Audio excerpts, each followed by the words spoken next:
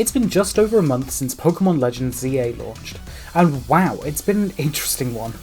I have already spent a lot of time with the game, playing it through to the end and seeing every new Mega Evolution, completing every side quest and having a blast in the ZA Royale. While it's fair to say that I'm mixed on some things, it's also no exaggeration to suggest that this has easily surpassed Arceus as my favourite Pokémon game ever, tied with Ultra Sun and Ultra Moon. Unsure yet as to whether it surpasses those two though. This video serves the purpose of me talking through some of my thoughts about the game after a first playthrough, and more importantly starting some of those all-important lore discussions, because wow did this game deliver on that. Please be aware that there will be spoilers for the story of ZA in this video, so if you haven't played the game yet, you should probably get on with that before watching this. However, I will not be talking about any leaks or anything like that to do with Mega Dimension, because obviously that is not really relevant to this particular video, and also I don't really do leaks. But anyway, on with the video. The game has genuinely the most fun gameplay loop of any Pokémon game. The new training battle system is a ton of fun, and action-packed real-time battles are definitely the series' future. I'd maybe emphasise the Pokémon that you have with you in a more dynamic way, making them move faster, just so that you can really have the dodging aspect of the game be a bit more fully featured and fully implemented. But otherwise, the gameplay is a lot of fun. I don't know if it's something that will work forever, as having it be that trainer battles only take place at night could get frustrating. However, you could definitely see a potential implementation in this in a way that's similar to Paldea. In that game, you had to talk to NPCs who were dotted around the place to initiate a battle, but maybe now NPCs are constantly wandering around an area and you have to either sneak up on them or be challenged to a battle like the battle zones. Maybe you could use the Versus Seeker to reset the trainers in an area after a while, or maybe they'll just reset on their own. Maybe it's not a case of you can just beat all of the trainers in the game, they'll get stronger like they do in the ZA Royale. The characters are all amazing. From random NPC dialogue to the new main cast, this game has top-notch character writing and design. I'm impressed they kept so many of these characters secret, with us only really knowing about Corbeau, Team MZ and Quasartico Inc., with us never seeing, even really knowing the name of Philippe. However, everybody from Tarragon and Canary to Grisham and Grizel are all incredibly interesting and fun characters who all feel fully realised. If I'm honest, these are what gym leaders should feel like, and are a big step up from the Wardens in Legends Arceus, who are good, but could have been great. Personal favourites for me are Corbeau and Jacinth, who are just some of the most fun characters ever. As for returning characters, I'll be honest, I'm a little disappointed. They kind of just gave us the returning characters that they've announced, Emma, Mabel and AZ, all of them returning from X and Y. As does one other character who we're absolutely going to be coming back to, but for the most part that's it. No sign of Dexio, Cena, Professor Sycamore, who apparently just retired, Clement, the other Team Flare admins, Diantha, Mulva, or even Tierno, whose sister is in this game. Now, I am fully ready to accept that I was reaching with the stars for some of my returning character predictions, especially Geeta. But I am surprised at just how few of X and Y's cast are in this game. I fully expected to see Diantha, Dexio, Cena, and for there just to be some reason why Sycamore is gone. Now obviously, Mega Dimension, we now know that Diantha, while not appearing in the game herself, has got a character that is very obviously related to her in some way in this game, in Ansha. But that's for another video. It's odd to me that they just chose to kind of ignore the other characters and ignore the fact that Sycamore is just gone now, but I guess it's fine. Well, it's not fine, but, you know, it's what we've got. The new characters more than make up for the loss, but it does limit what you can do from a lore perspective in some ways, at least from a personal lore standpoint. Valerie, Sycamore and Karina all get little nods to them at some point in the story, with Karina now being confirmed to reappear in Mega Dimension, which very excited to see how that happens and how that's going to work. And it is really nice that they kind of teased that by giving us Karina's Lucario in the fight against Rogue Mega Absol, and then obviously getting it at the end of the game. Which is such a lovely, lovely nod to when I predicted that Karina would give us Mega Evolution in this game. I'm sure that Game Freak was so taken aback by the fact that they didn't think of it themselves that they retconned that entire part of the gameplay to feature Karina's Lucario just to appease me. Jokes aside, it is a nice touch and goes a long way to justify us getting another free Lucario in a Carlos game, and I do appreciate that they held back long enough to give it to us after we beat the game, so that Mega Absol can get a bit of spotlight. Although despite my love of Absol, I really didn't end up using one here because I already had Mega Malamar on my team. Anyway, back on track, the returning characters left a lot to be desired, and I'm kind of hoping that Mega Dimension will step up in that regard, especially as, and just to preface this is a bit of a massive endgame spoiler that I highly recommend you experience for yourself before you hear me say it, because I might actually have cried when I first found this out, we lose one of our returning characters by the end of the game. Side note, has Pokemon ever actually acknowledged death for a named character? Like, is this the first time that we've ever seen a death in the Pokemon series? And it's the guy with eternal life. You know what? I think this was done out of spite. Everyone joking about AZ being able to pick up Floette at our funeral. Well, now look what you've done. We had to attend his. All of that aside, let's move on to the soundtrack. Words cannot describe how brilliant this soundtrack is, because, like, what? The promotion match characters all get their own unique encounter and battle music. Lumiose City's themes are both beautiful. The Wild Pokemon and Trainer themes are great reimaginings of the originals. The Team Flare tracks in this game are done so well that I audibly gasped when I first heard them in Mabel's office. Not to mention the music for the end of the game, which is just amazing. Also, recontextualizing an Eternal Prison as the Hotel Z theme is wonderful, and I love it, and I nearly cried the first few times I heard it because that song is so emotional. But then at the climax of the game, when the full version of an Eternal Prison plays, and it's got a new part added into it as well, that actually had me tearing up because, whoa, that was a lot. The restaurant theme. Now, this is the most random thing. The restaurant theme is actually a returning theme. It's actually the Encounter Waiter theme from X and Y, which was such a nice touch. But then they added even more to it. They added a whole new part to extend the song, and I was so happy because I really love a lot of the Encounter music from X and Y. I think a lot of it's done really well, so it made a lot of sense to reuse it here. Reusing the boutique theme from X and Y is fine, as clothes shopping in this game is as disappointing as it was in Scarlet and Violet, in that it is literally a menu. The Rogue Mega Pokemon theme is amazing, and the original themes for the characters had no right to be as good as they are. I frequently have had Canari's battle theme in my head since last time that I played the game, and Jacinthe and Corbeau's themes are absolutely perfect. The Looker Bureau, Quasartico Inc. and the Pokemon Research Lab are all pure vibes, and hearing Looker Bureau be a remix of both Emma and Looker's themes rolled into one had me audibly gasp again. The closest we've got to having Looker appear on the Switch. I hope he comes back as Jodie Whittaker in the next game. I'd love to see how they work that one out. However, there are some disappointments to mention. While the story was amazing when it got going, the main story parts left a lot to be desired, with it mainly switching between spamming the ZA Royale to get enough points for another promotion match, and giving you 3 Rogue Megas to fight. What I really don't like, though, is that they advertise the ZA Royale as the tournament where you have to rise up the 26 ranks, but then halfway through the game, they speed you all the way from rank V to rank F. Like, seriously, that just really frustrated me when I got to that part of the game, because I was really looking forward to raising up through all 26 ranks. And I'm not saying that the game needed more padding, but if they had stuck to it, there was a lot they could have done with the story in that extra added time. We also need to talk about the region, that being Lumiose City. I was pretty certain by the end of the lead up to the game that we would not be leaving Lumiose, but wow, I didn't expect to want to this much. It's not a case of me feeling that the world is too small, particularly, though I do feel that way, but instead a case of me wanting more of this incredible world design.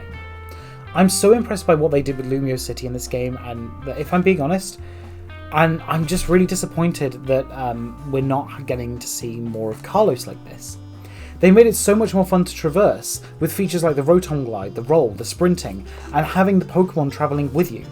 You also have the amazing verticality afforded by the Holovators, ladders, and the racing construction, scaffolding, racing courses things. There are also 2 completely different dungeon-like areas in the game, that being the Lumiose Sewers and the Lysander Labs. The sewers have got two different maps, a smaller one that you access by the riverside during the Rust Syndicate quest, and a much bigger and actually fun and interesting one that you first access by freezing a Clawitzer statue and can later access by a door. Yeah, not quite sure why we didn't just use that door in the main story, especially given that it is like a minute's walk away from where we were in the game. Great thinking on our part, everyone. The sewers are great fun, with them feeling fully developed, not just thrown in at the last minute. I love that the music is a remix of the Glittering Cave theme, and the dynamic Wild Alpha Pokemon Overworld music really works here. Then you have the Lysander Labs dungeon, which is just fantastic. I was innocently exploring the game's overworld when I first stumbled on the rundown Lysander Cafe. I honestly thought it was just going to be a fun reference, maybe mentioned in the story, maybe where Ella's been staying, but what I did not expect was to go back inside, and then beyond, into the same Lysander labs that we all know and love from X and Y. I was so excited to explore the ruins of the labs, seeing it completely overtaken by Pokemon, and more importantly, seeing it in a first-person perspective. Seeing how they actually make the warp pads actually feel like they weren't just random bits of game logic, but actually could be developed by a company as advanced as Team Flare. The music works perfectly here as well, given Lysander Labs uses the Team Flare motif, battling a wild Pokemon does feel like you're battling a member of Team Flare in some way. Especially as the main Pokemon you find down there are the Pokemon used by Mabel and Celosia in X and Y. Weirdly, none of the other Team Flare Pokemon used by the scientists are even in the Lumiose City Pokédex, so they couldn't be included here either. It's safe to say that this game was a mixed bag in so many ways. I have so much to say, but it is time for me to focus. Let's start with the story. As you're all aware, I've spent the last few months connecting the Pokemon games since 2013 for the most part, in every single way I can. We've worked on connecting Mega Evolution, Dynamax, Z-Moves and Terrastyle, all through the use of Infinity Energy, as well as more character-based connections like connecting Wallace to AZ from lore from Omega Ruby and Alpha Sapphire. While the recent games have been lacking in terms of connections to the past, ZA actually takes a very different approach. In addition to a ton of references to Legends Arceus, the game references Alola, Galar, Hoenn, and of course X and Y. But it also tells a story of its own, one which aims to impress, and while it doesn't always hit the way I wanted it to, the story it tells is definitely a brilliant story for the series, and serves as both a retelling and sequel to X and Y. The game's story is a bit hands-off until the end, a bit like Scarlet and Violet's, but what is there is brilliant. When you get to the end of the game, the lore dump just does not stop, and, well, it's interesting. You know how certain that I was that the ultimate weapon was going to be in the game, considering, you know, it's in the game's logo. Well no, we instead got the younger sibling device of the ultimate weapon, Angie, created by AZ 2,000 years before the events of X and Y. This device is built into Prism Tower, like it's the inner structure of the tower, and it is quite literally the Eiffel Tower. I do have to question how no one found this hulking machine inside the tower, including the gym leader Clement, who loves to tinker with things. That being said, the voltage badge does sort of resemble the control room of Angie. Interestingly, this game decides to go with the idea that Quasartico Inc. are actually innocent, and weren't storing Infinity Energy to fire the ultimate weapon or activate Angie. Instead, the cause of the rogue Mega Evolutions is the spilling out of Infinity Energy from Angie after it had been reawakened 5 years prior to the game, during X and Y. The question remains, however, on how it stored so much Infinity Energy, considering it required Floette's power to be used. Angie is, without a shadow of a doubt, far more confusing than it should be. It actually creates more questions than we have answers. This device was clearly added to give Floette some more importance, and allowed the game to be set entirely within Lumiose and refer to the ultimate weapon at the same time, but it actually gave us more questions and answers, like I said. There was no missing piece in Lysander's plan, or something lacking from AZ's story in this way. However, we now have questions like, what was this thing doing inside Prism Tower? How does this thing actually work within the series lore? And what actually is Angie, and what is its purpose? So let's see if we can answer those very briefly, because it's going to be very important later on. Starting with the first one, Prism Tower. It was actually seemingly built around Angie, though it's unclear why or by who. Judging by Prison Tower's modern design, I'm going to say that it probably happened in the last 30 years of Lumiose City's development. Second question, it sort of doesn't at the same time. Like I said before, Angie seems to be a fount of infinity energy, even after the end of the game, considering that underneath it you can actually find 2 alpha Pokemon or more, and most of them have Mega Evolutions. However, it still doesn't make much sense as to how it kind of caused the surge of infinity energy around Lumiose. Infinity energy is the life force of the Pokemon world, so theoretically the surge should be caused by the amount of Pokemon now living in Lumiose City, coupled with the amount of Pokemon trainers using Mega Evolution thanks to the ZA Royale. However, for some reason, they decided to flip this. The Pokemon are flocking to Lumiose City because of Angie expelling Infinity Energy, and the ZA Royale was set up because AZ told Jet and Vinny that they needed to find the strongest Mega Evolution user to quell Angie. Which, by the way, makes very little sense. This device, which stores and expels Infinity Energy, is weak to Infinity Energy. I say that, but then let's not forget that Pokemon that absorb too much Infinity Energy on their own are suffering, like we see with Rogue Mega Pokemon. So is Angie suffering? It seems that way. It seems that Angie, especially when infused with Mega Floette, has far too much Infinity Energy for Tawny or Urbane to handle on their own. I've got some more to say on this topic, but I think it's best that I leave it for its own video. It's an incredibly difficult conversation to have, because there's just so much confusing lore surrounding Angie, because why has this thing only just come in now? Especially when they retroactively have said that Angie was important to the story of X and Y. We just never thought to mention that. But anyway, I'll leave that for its own video. Same with the third question I set out earlier. Angie is a massive topic and not one I can adequately cover in this first impressions video. However, I will say that Pokemon making the final battle of the game set in Paris to be against the literal Eiffel Tower is hilarious and just brilliant. Absolutely fantastic move. Other story notes. The post-game story ending with the big reveal was seriously confusing. I'm sorry, but there was literally no actual setup and seemingly no logical through line for Tawny and Urbane being the grandchild of Jet. I will say, Jet as a character was a massive disappointment because she was set up to be a lot more important to the story than she is. You see her like 4 times throughout the entire game. Vinny is much more important to the story, which is definitely interesting. Having Jet be more involved in the story would have made the reveal much more impactful, like the reveal of Churro and Sada being dead. While they hardly played an active role in the story, you learned a lot about them through Arven's story, whereas Jet remains just a figurehead. Only at the end of the game do you learn much about Jet herself. What makes this even better is that they revealed Jet's daughter was a member of Team Flare and gave Urbane and Tawny their jacket. Now, if this was a character from X and Y who we were familiar with, this again would be a lot more impactful. But here, it's just kind of thrown in there. The nods to the impact of Team Flare are nice, but there's very little substance. I was fully thinking that the missing person was going to be someone related to Mega Dimension, especially considering how they handled Terapagos in Scarlet and Violet. Also, Jet stepping down as CEO feels completely meaningless, as again, Vinny literally does all the work for Quasartico in the story. Hopefully this will get some payoff in Mega Dimension, with Tawny and Urbane's role within Quasartico actually feeling impactful. Though I don't have much hope after the trailer drop a couple of weeks back, because it kind of just looks like more of the same. It looks like it might as well be set before we find out the big reveal. Which actually, we don't actually know if you need to have unlocked the reveal of that before Mega Dimension kicks in.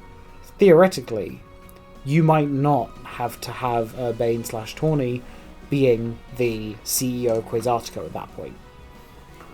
We do also need to talk about the moment that actually brought me to tears. AZ. It is safe to say that the reveal to release of this game and the game story itself has allowed me to really connect with AZ in a different way that I just didn't really do in X and Y. Learning more about his history, theorising on the impact of the ultimate weapon, and learning about his journey was incredibly interesting. And so when the game ends at his grave, with us attending his funeral, I genuinely cried. Partially this was out of shock, given AZ is quite literally stated to be immortal, and yet it seems that all of his life force was taken out of him. The questions of why is something that I'm already looking into and have my theories about. But wow, I was not expecting to have AZ to just die. It just, no, it feels a bit odd, to be honest, how impacted our character is.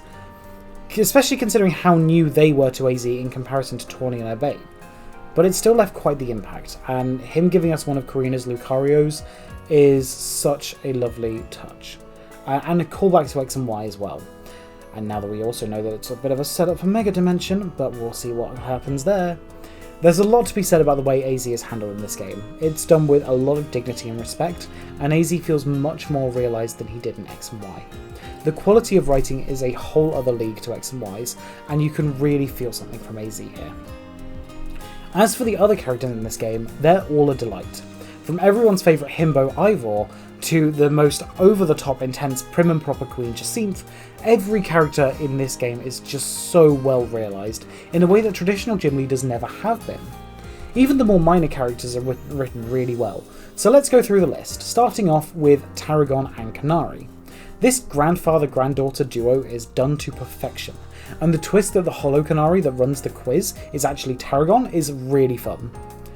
Tarragon is a ground-type user and the head of racing scene construction, who are part of the team who help implement the urban development plan. And he also creates some fun scaffolding courses for people to parkour around and collect some colourful screws to trade in for Canary plushes. He has a lot of love for his granddaughter, and he's a really fun character on his own. Canary is another great character. While on the surface she's very similar to Iono, she's written to be a lot more genuine and just a down-to-earth streamer who swears when she loses. Then you've got the Gwyn and Ivor brother-sister dynamic, which is a great combination. Gwyn, the younger sister, is a ghost-type trainer and is actually sick to death of Ivor's antics. She's also a big fan of Canary and they get on quite well. Meanwhile, Ivor, a fighting-type trainer, is a very overprotective older brother, but he's very much a brawn before brains type, though it comes off very endearing in his case. He's an absolute himbo, but his heart is in the right place, and my god are his hands powerful. Then it's Philippe and Corbeau. Philippe is a steel-type trainer who was the former leader of the Rust Syndicate. He gave up his title when he lost to Corbeau. However, he's insanely loyal and very much the muscle of the group. He's intimidating to the nth degree, but he's got a softer side and cares a lot for the people of the Rust Syndicate. Then there's Corbeau, who is perfect in every single way. He's a poison-type trainer with one of the best battle themes in the game, he has a backstory that involves Lysander, and while he acts like the head of a mafia, he actually cares deeply for Lumiose and making the world a better place. He also very clearly likes the player character, maybe in a slightly romantic way, which I won't say no to that one, thank you Game Freak. But you've also got the whole aspect of him being done with literally everyone, and is someone who is very much able to be relied on. Then you've got Liban and Jacinth. Liban is a no-holds-barred dragon trainer who goes all out and loves to get rough. However, after she lost to Jacinth, she is now forced to be more prim and proper unless she's battling. She's a lot of fun as a character. Jacinth, however, is the fairy-type trainer of the game, and she is brilliant. Her music is amazing, her style is brilliant, and her interactions in the game, like when she just shows up in your meeting, or when you defeat Rogue Mega Pokemon, are all absolutely hilarious. Finally, there's Grizel and Grisham, characters who both specialise in the fire type. Grisham is the leader of Team Flare Nouveau, a support group for ex-Team Flare members, and a cafe as well. Grisham and Grizel, while not being named in X and Y, are supposedly the two waiters you fight in Lysander Cafe before you take on Lysander Labs. Both were forced into Team Flare from a young age, being children of Team Flare members. Interesting parallels to a real world group there, Game Freak. And they've actually been feeling the effects of social ostracization ever since Team Flare disbanded in X and Y. Now, they're two of the strongest trainers in the game and have a role to play in the story. But talking of Team Flare, here's what I really didn't expect. The return of Lysander. Well, okay, that's not entirely true. Lysander was very clear in the thumbnail for the very first video I made on CA, but what I didn't expect was for him to come back in this way. Lysander now goes by L, and is very much the equivalent of AZ in X and Y. Like AZ, he has been given eternal life thanks to his antics with the ultimate weapon in X and Y. And he also has a connection to Zygarde, who has him collecting the different Zygarde cells and cores in the Zygarde cube, so that we don't have to. and he provides a lot of philosophical and insightful commentary. L has forgotten his previous life and is now a peace-loving character who strives to make the world a better place. He was saved by Zygarde in the aftermath of X and Y, which is a very interesting fact, and since then has been operating in the shadows. He's also been quite well travelled, since he references Alola at the end of the game. He is a much bigger topic than I can put into this video, but he's a very interesting one to think on lore-wise. You also have other returning characters like Emma and Mabel. Emma is done pitch perfectly, following exactly from her character in X and Y. She still has the Malamar given to her by Zoroark, and is also in contact with her friends from X and Y, which we know thanks to the recent Diancie quest. Mabel is another character who I think was done very well. She was written to be a character who was given a second chance to avoid being arrested with the other members of Team Flare, and she's very obviously trying to start fresh. While she keeps around some of her old gear, she's also very transparent about her past, but isn't reflecting on it too positively. I will say that Mabel is still very much the same character, which is fantastic, especially considering how little character she has in X and Y. One thing that is still very interesting about Mabel is that in the credits, she's seen in Lysander Labs. Why this is, we will never know. Well, hopefully we will know, but we don't know right now. We know that she knows of Grisham and Grizel, but doesn't seem to be particularly affiliated with either of them, nor with Team Flare Nouveau. However, she doesn't even seem to be aware of Lysander's return, but she's operating within Lysander Labs, which feels a little bit sketchy. Team MC's characters are fine. They're better than the X and Y rivals for sure, but that's hardly saying much. The characters are still incredibly lackluster and feel a bit basic. Naveen is the most interesting one, given his love of Canary and fashion. Lida has nothing really going for her other than her being Tierno's younger sister, and I actually found myself more annoyed by Tawny by the end of the game, considering her antics with the Rust Syndicate, her annoying insistence on being the one to stop Angie, and the way she's just like, too busy to deal with you now, to Floette at the end of the game. Hopefully Mega Dimension will let these characters become as well developed as the game's other cast members. The many callbacks to X and Y in this game were greatly appreciated. Lysander Cafe, exploring the aftermath of the Ultimate Weapon firing, learning more about what happened to characters, and just all of it. The game serves as both a fantastic sequel and retelling of X and Y, done in a way that makes it feel more like a retelling but also a continuation. Where Legends Arceus' climax has basically recreated the Diamond and Pearl climax, but with a different set of circumstances causing it, this game does something new, which still feels as though it fits with X and Y. You still end up fighting a machine built by AZ, which was originally intended to bring life, but is now causing destruction, possessed with the power of a Pokemon with immense force. But it's not the same, and it feels a lot more deserved in this game than in X and Y. As you can imagine, I've already started working on how the Zero chart looks with all of this in play, so be on the lookout for that. But now we need to talk about the game's biggest detractor, Lumiose City itself.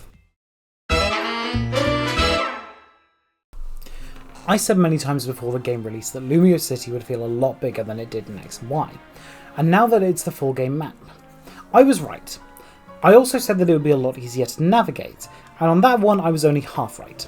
The game is, to put it mildly, still a pain to navigate through, with the city looking the exact same besides rooftop colours and drain covers, which are not always visible, and the winding streets are very much winding. You have to plan a route on the map before you try to go somewhere half the time, and having camera control does make it a far nicer experience, but it still doesn't fix some of the issues from X and Y. Lumiose City is still, however, a city, just one, and you can really feel it. The wild zones are a nice touch, but actually feel really ecologically odd and unnatural, and it does feel strange taking parts of a city and just saying that they're there for Pokemon. And most of the time you don't even do anything to make it for Pokemon, other than in Wild Zone 12, which becomes a bit of a winter wonderland. Landmarks from X and Y are present in the game, which is nice. You've got Hotel Rochisime, Lysander Cafe, some of the shops like the Stone Emporium and Pokeball Boutique, and of course Prism Tower. Though on that note, it does feel incredibly sad that despite this game being set in Lumiose City, which has a main landmark, Prism Tower, you are never able to go inside the tower and see how it's changed. If it's still a gym, or even how after it's been turned into Angie. To me, it's like if in Legends Arceus you never went up Mount Coronet. Sure, you could go beneath it and see the base level, and actually climb the mountain to the summit? No. Or if Paldea didn't let you explore Area Zero. It makes absolutely no sense to me that this has happened. It's cool and all that you have to fight the ending where you fight the Eiffel Tower, but like, come on. It would have been fun to at the very least have had a precursor to the ending where you take on challenging battles within Prison Tower itself. It could have been fun to have an equivalent to the Pokémon League within the tower, but I guess not. Lumiose City feels quite cramped after the end of the game. You can get easily bored of the same few battle zones, and there not really being much to do during the day other than catch Pokemon. There are only around 120 side quests in the entire game, and most of them don't feel fun or interesting. More like just catch a specific Pokemon, train it up to level 60, then fight a trainer who has a different Pokemon. That's it. That's the quest, and this happens a lot. Pikachu, Raichu, Pupitar, Aurorus, etc. It gets really tiring by the end of the game, because you just use the copious amounts of XP candy you get from the ZA Royale on these Pokemon. That's not to say it's all bad. Lumiose is intricately designed, and you feel so much more well realised in this game. By far the gold standard for how any Pokemon city should look. But, and this is where I might sound a bit loopy, this should be what Lumiose looks like in a full Kalos game. Now I get it. You're all probably sick to death of me talking about how I like big and full worlds to explore in games. And I also know as a game designer myself that the time would not have allowed for this. But I can honestly say I'd much rather have waited longer and had a much bigger experience. Don't get me wrong, I love Lumiose and ZA, but it should be a small part of a much larger world. I also think that by cutting Lumiose off from the rest of Kalos, it feels very separate in a way that wasn't intended. Some characters like Valerie, Clement, Seabold and Mulva are all referenced in text but never even seen in the game. It also feels strange having the gates be seemingly bricked up, as though people can only arrive and leave through Lumiose's train station, which feels incredibly strange. Okay, with all of that being said, we should probably move on to the gameplay. I think that we all knew just how much fun the ZA Royale gameplay loop was going to be. You fight trainers in real time, you don't have to deal with all the preamble, you just have a Pokemon attack theirs and BAM! You're in a battle. Then once you've got enough points, you can go and take on an even more powerful trainer. Safe to say this gameplay loop worked an absolute treat. Sneaking up on trainers is a ton of fun, and traversing Lumiose at night trying to avoid being spotted is also a great mechanic. The different battle zones all have unique flares to them, which is a really nice touch. The fast-paced battles are also a lot more fun and addicting than the turn-based gameplay ever was. Having to keep track of where your Pokemon's opponent can be a lot of fun. Having to keep track of where your opponent's Pokemon is can be a lot of fun, and it makes for some really interesting battles. The prize tokens, bonus cards and challenges tickets make this even more fun and engaging, giving you challenges to do while you're battling your way up the ranks. The promotion matches are also a lot of fun, especially when they start using Mega Evolutions. I will say, however, that I was a bit sad to find out that they skipped most of the ranks, just because, they couldn't be bothered to have all 26, they thought that people would get bored. You end up only having 10 ranks, like the 10-star system in Legends Arceus, which does make a sort of sense, but it's also really annoying, because I was really excited to take on the 26 different ranks. Now granted, you do have the Infinite ZA Royale in the post-game, and while that is just as much fun, I will say that fighting the same 20 to 30 trainers will get boring eventually. And more importantly, there's no fun rank up cutscene, which is a shame. I wish they'd done ascending numerical ranks for the post-game, as opposed to just what they have, just to add that bit of fun, basically. Especially since it records how many reward matches you win, anyway. The reward matches themselves are a fun way of letting you rematch your trainers from the game. Even ones that seem completely inconsequential, like the first few promotion matches, and even Andy, the first trainer you ever fight in the game. They give you some cool items afterwards, and hey, to get to the final ending of the game, you actually have to do another 15 ranks that you skipped in the main story, so I guess that makes up for something. As for the rest of the gameplay, ignoring the battle system overhaul for now, it's just kind of there. The catching mechanics from Legends Arceus return, which is great, and now you can catch Pokemon after they've fainted for a short while as well. You also have the traversal part of Lumiose itself, which is pretty basic. There's nothing more than the usual walking, running, rolling, and using a Rotom phone to glide across rooftops, and not even so much as a water travel system, which was definitely intriguing to me. However, they do have a stand-in for HMs, that being that certain moves now have similar effects to some HMs. For example, you can now use any slashing move to cut down bushes, any drill or punch move to destroy rocks, any water type move to clear poison, and any fire type move to turn ice blocks into bridges? Don't ask me how that works. It's actually a lot of fun, and it is a great way to incorporate your Pokemon's moves outside of battle.